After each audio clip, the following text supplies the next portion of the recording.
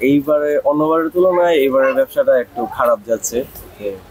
যেহেতু কারো হাতে এরকম মনে হয় না যে টাকা পয়সা বাজেট একটু কমই আছে, তা না হলে এতক্ষণ আপনি এখানে বসতেও পারতেন না, এত পরিমাণে রাশ থাকে।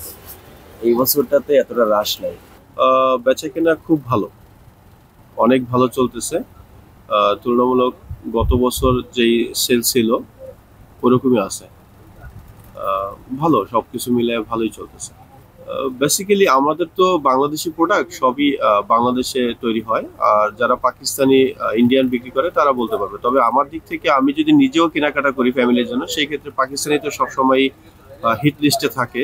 যে পাকিস্তানি প্রোডাক্টগুলো হচ্ছে ঈদের সময় চলে, প্রত্যেকটা কাস্টমারই পাকিস্তানি ধরে। তার পাশাপাশি বাংলাদেশিটাও আমাদের খুব ভালো তৈরি হচ্ছে এখন।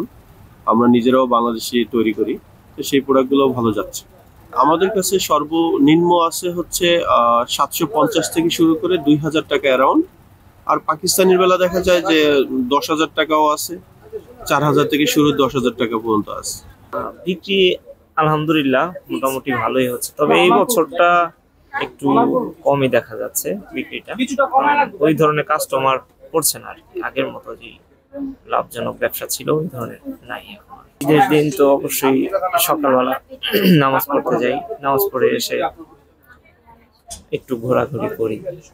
আগে ছোটবেলায় করতাম, এখনো ওই দেখা যায় যে ভাইদের সাথে একটু সময় কাটাই, তারপরে একটু পরিবারের সাথেও সময় কাটাই, এভাবেই চলে। এখনো পাই ঈদ সালামি। তো আগে যেরকম মানে মুরব্বীরা কি করতো, ওই মুরব্বীদের আসলে মিস করি বেশি, কারণ ওই মুরব্বীরা এখন নাই, দাদাও নাই, নানাও নাই। তো এখন সালামিটা দিতেই বেশি ভালো লাগে। হ্যাঁ, ঈদ করতে ভালো করবে চাঁদাইতে না, এটা আমার নিজেরই আল্লাহর রহমত। মন চাইলে আসি, মন চাইলে করি না। আগে মারে, তারপরে মেয়েরে, তারপরে আমার ওয়াইফকে।